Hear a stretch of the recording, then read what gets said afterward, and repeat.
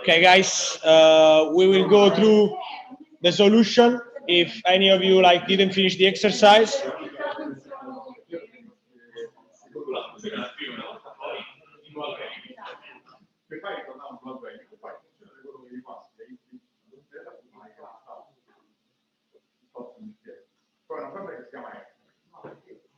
you make one object that you call it X, right? That takes X and Y. Takes what when you produce and it's how you write your.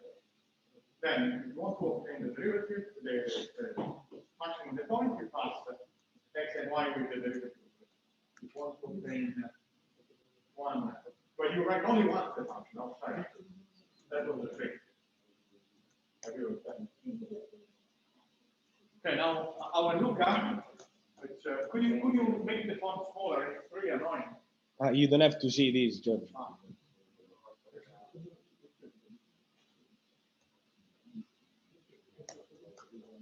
It's not very important where I have teaching stuff. It's big enough? No, smaller.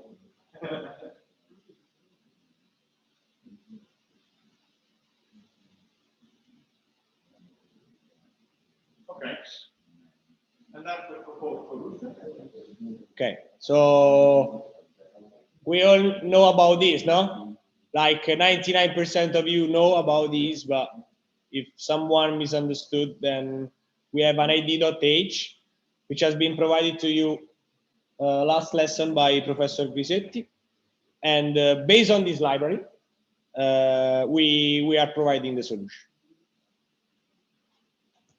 We call this adtest.cpp, okay? And here we have only one function, which returns a dual value. And this is our expression, okay? So if now can I give my suggestion, I don't know if you will ever use the autodiff in C++, so we'll ever work with this stuff, but pay a lot of attention when you're using simple scalar, okay? Constants. I had a problem in my stuff, and I've been wasting one day because I used a 1 and I didn't put 1 as dual value, okay? So I didn't specify that that was a constant, that was a dual value, and that scalar ruined me all the solution of my stuff, okay?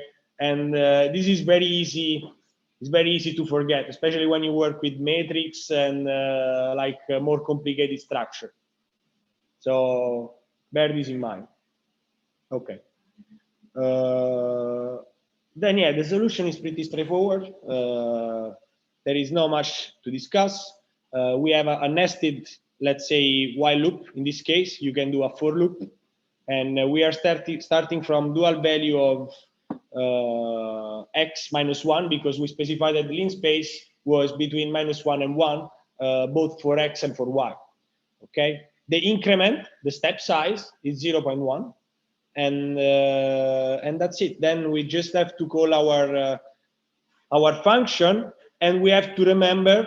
Okay, so now, for instance, here we're starting with deriving with respect to x. Okay, so we set y to 0. Y is set to 0 by construction, if you remember. Okay, in the IDE constructor, you will, in the dual value constructor, if you don't provide any value of the derivative, then the derivative will be set to 0. Okay, so here we are not specifying that. Okay, and therefore we are deriving with respect to x. We set the derivative to 1. We evaluate our expression, and then we're deriving with respect to y. Okay, so we just have to do this little game all the time. We want to swap. There is a mistake of mine there. Where is it? But the next evaluation, the derivative of y will be set to 1, 2. So you have to, after line 39, after line 39. So here you say, I don't want to derive with respect to x, I want to derive. Yeah.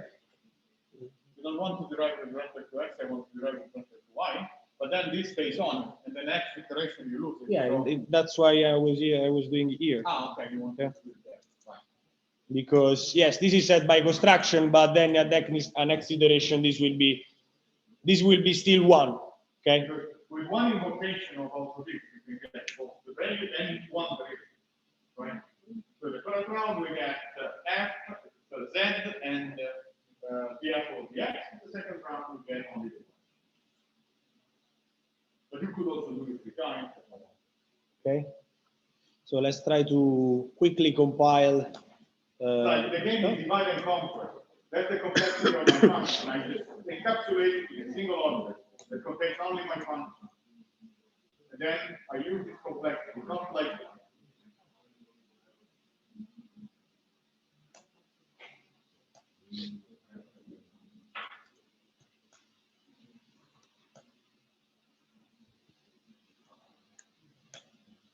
you can cut it and then replace it with root. Okay, so you explain this operator here. Yeah, okay. What it's doing now is taking the output of this program and dumping it to a file which is called out.txt. So that we will have a text file containing basically the columns, which has this form. Then there is another program that you might have installed on Linux, and if you don't have it, do it. It's called a GNU-plot that serves to plot data files. In this way, we could plot this thing and see how our function looks like. Okay? Okay, now remember the order of the columns that we are using. We have x, y, the function, and then we have the derivative with respect to x and the derivative with respect to y. And these are our 5 columns. So you can easily write a text file in C++, but since we didn't go through these together, we will address this solution in a different way. For instance, using the operator like greater in this case. Okay, so by doing this, everything will be in our text file, which will be called out.txt. So if we cut our file, cat is a program. It's not an animal. It's also an animal, but it's a program that serves to print on the terminal the content of the file. Concatenate. No? Okay. So for instance, plot. I'm sorry, the screen isn't shared for me. Oh, sorry. Yes. I forgot to share the screen. Sorry, guys. Thanks. Very, very sorry about this. It's not that I explain much. It's few lines of code. Just repeat the command. No, it's not about the command. It's about the little solution. Okay. So basically, I was talking and they were seeing only my ugly face rather than. Yeah, and also I forgot. No, I restarted the recording, but I forgot to share the screen. Each time I have to do something, I have to implement an impossible algorithm that very easy to make mistake. Okay, so please let me know for you at home if something is unclear about the solution, because otherwise I have to repeat everything for the people in class. I think it's pretty straightforward, so you shouldn't have a problem. And now we will see, we will visualize our function first. For instance, with a very tiny program, which is called GNU-plot, which is used for data visualization. Rather than using Python and implementing like 3-4 lines of code, like 3-4 lines of of code, we can do this with one line in GnuPlot. Out to txt using 1, 2, 3 resistance with lines. Okay, so this is our horrible function. This is our horrible visualization. This is a visualization done with lines. GnuPlot is one of the favorite program of Professor Visetti. It's very outdated. Like me. We can use points rather than lines. Okay, so this is the function that I already gave you on the thingy. You want to see the derivatives? Yeah. Using the clause using means use this data column. So 1 is x, 2 is y, and 3 is z, right? And this depends on the order. The derivative you have to use 1, 2, 4. Because the derivative is in the order. This is the order of our columns, okay? And GnuPlot is smart enough to skip the comments. So whenever you encounter like Dash. a cancellate dash, it's called dash. Dash is not trattino. Yeah. Dash. This, what is this? Slash is this. Dash è trattino. Dash, pensavo mi piace. Okay, let's see our derivative. I think we can do everything here. So always out using, that will be now a messy thingy. So the fourth column will be the derivative with respect to x. Yeah. Okay, so the purple one is the function. The green one is the derivative with respect to x, and now we will see again in addition the derivative with respect to y. Using 1, 2, and 5. Sorry, 5 with points.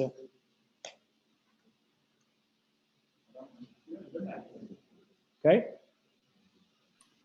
I'm sorry, Zoom doesn't show us the plot. Yes. GnuPlot. I have to share the whole screen. Oh, you didn't? No, I didn't share the whole screen. I share only the.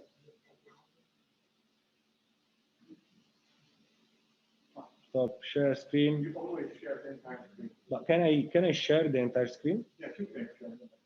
I am on desktop 1, but GnuPlot is like an external window. Is it possible? Yeah. I'm sharing the whole screen, Yeah. and the GnuPlot is not shown on desktop 1. Okay. But did you see what he was typing before? Right? Yes, they saw that. Okay. for then, sure. Then do it yourself because it doesn't. This is a mystery. And I don't know, guys. Sorry, I was sharing the whole Try to share desktop, only GnuPlot. and this is only GnuPlot. This is only this, Wait.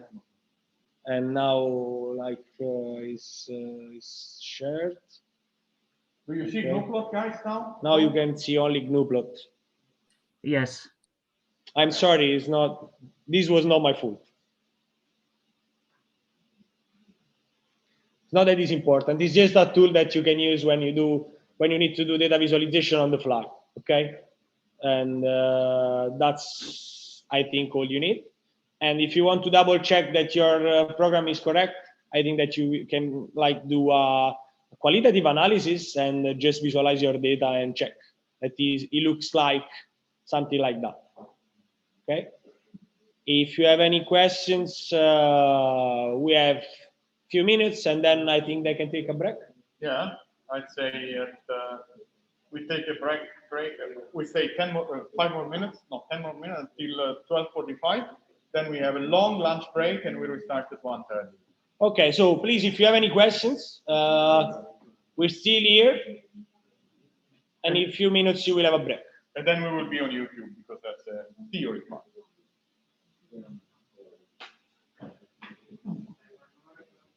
So, was the solution on the screen clear? Was the solution on the screen clear? Yes. No. Okay. Was it simpler than what you had thought before? Always going for the simpler.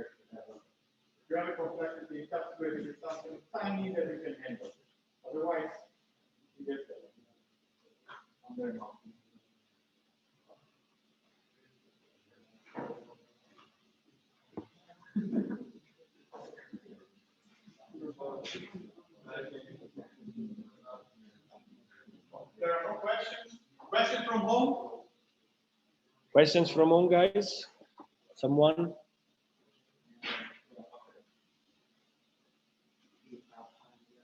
Silence. All right.